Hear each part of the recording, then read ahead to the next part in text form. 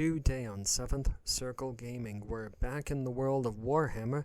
However, it's not Warhammer 40,000, it's Warhammer Age of Sigmar, Realms of Ruin today, and we're going to begin, as we always do, with a bit of full disclosure. And of course, you're welcome to pause the video and read through all this if you like.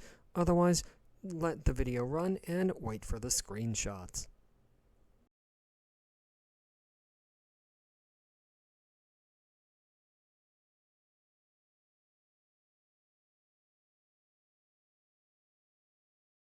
In our first screenshot, as we usually do, we examine the in-game world, and then we talk about the user interface.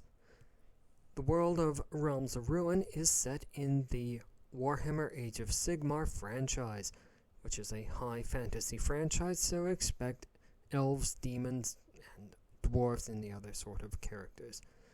Now then, the user interface for the game is pretty standard for the genre.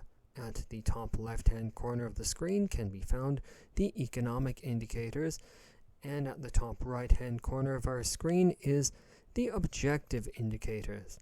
At the bottom right we have the minimap, and then floating around is an objective direction indicator. In this screenshot we examine the tech tree in Realms of Ruin. It's not a terribly extensive one by any stretch of the imagination, but it is where players will obtain upgrades in exchange for the resources that they gather from the resource nodes. That's all the screenshots we have to share with you today, so we'll now move on to our first proper chapter, which is, as it always is, Immersion. And here the game has earned a score of 6 out of 15. In all of our evaluation sessions, the game really seems to be relying on the top 3 of presentation, challenge, and story to create immersion for the player, with audio and player agency playing minor roles. Let's now move on to a short discussion of difficulty. Here the game has earned a score of 3 out of 15. We'll be revisiting this topic a bit later, so we won't say very much now, other than that in all of our evaluation sessions, the game really did seem to be a mixture of some big pluses and big minuses.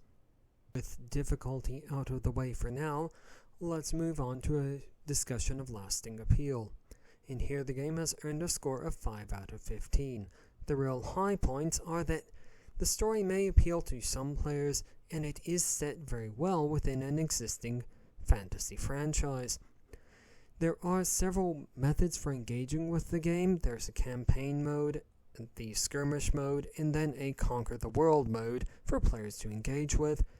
And in our evaluation sessions, we would estimate that the campaign missions took approximately 20 minutes or possibly more to complete, depending on what difficulty settings the player chose.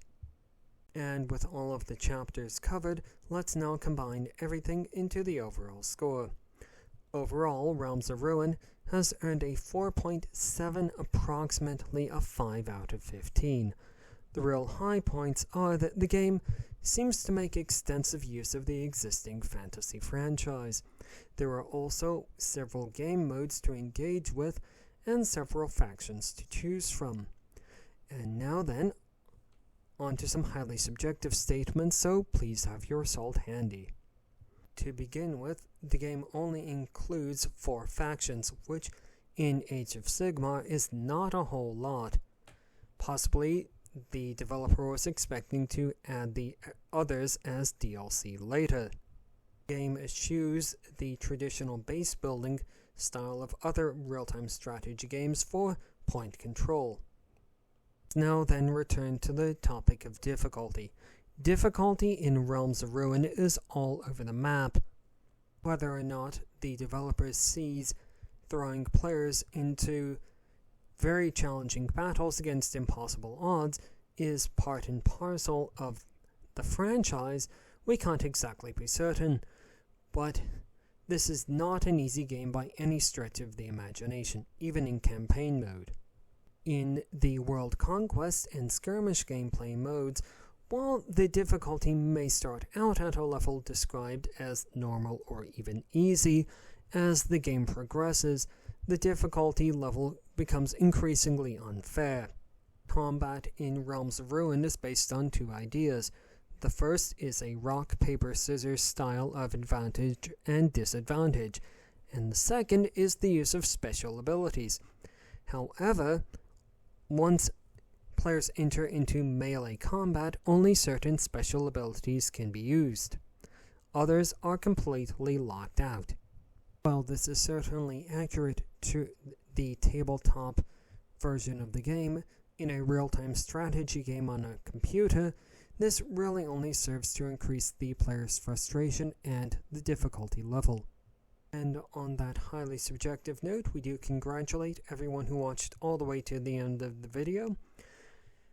We wish you a happy winter holiday season, and we look forward to seeing you on the next video, and from 7th Circle Gaming.